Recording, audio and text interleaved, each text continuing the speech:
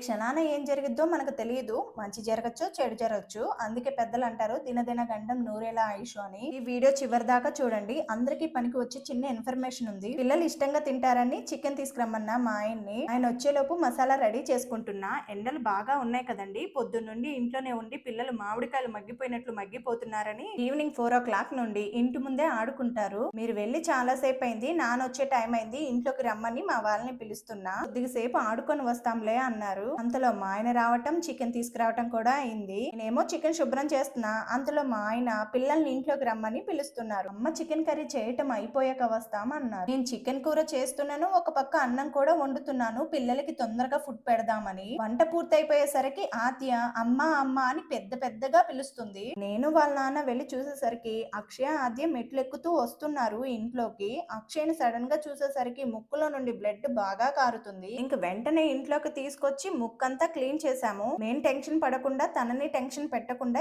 ఏం జరిగింది అని అడిగాము. మేము ఆడుకునే దగ్గరే పిల్లలు కూడా క్రికెట్ ఆడుతున్నారు, బాల్ వచ్చి ముక్కుకు తగిలిందమ్మా అని చెప్పింది. ఆ విషయం వినగానే వెంటనే మాకు తెలిసిన డాక్టర్ కి వీడియో కాల్ చేశాము. ఏం పర్వాలేదు, ముక్కు అదిరింది అనుకుంటా, అందుకే బ్లడ్ వస్తుంది, ముందుగా తలపైకి ఉంచండి కొద్దిసేపు, తర్వాత ఉల్లిపాయ కట్ చేసి వాసన చూపించండి. ఇలా చేస్తే వెంటనే బ్లడ్ కారటం ఆగిపోయింది. వాంతులు అయ్యేటట్లు ఉన్నా, తల తిరుగుతున్నట్లు ఉన్నా హాస్పిటల్ కి వెంటనే తీసుకువెళ్ళాలి. కానీ అవేమి లేవంటున్నారు కాబట్టి ఏం పర్వాలేదు, అందులో క్రికెట్ బాల్ కూడా నార్మల్ బాలే అంటున్నారు కాబట్టి ఏం కాదు అన్నారు. ఇదండి జరిగింది. మనం ఎంత జాగ్రత్తగా చూసుకున్నా ఇలాంటివి జరుగుతూనే ఉంటాయి. అందులో half day schools, summer holidays, పాపం వాళ్ళైనా 24 గంటలు టీవీ చూస్తూ ఏం కూర్చుంటారు. ఆటలు ఆడుకోవాలి, కానీ ఆడుకునేటప్పుడు ముందు వెనక చూసుకోవాలని చెప్పారు. ముఖ్యంగా మగపిల్లలు ఉన్నవారు క్రికెట్ మాత్రం గ్రౌండ్ లోనే ఆడుకోమని చెప్పండి. ఏం జరిగినా పిల్లలు కాబట్టి ఏం అనలేం. ఇంకా అదృష్టం ఆ బాలే కనుక తగలరాని చోట తగిలితే పరిస్థితి ఎలా ఉండేదో.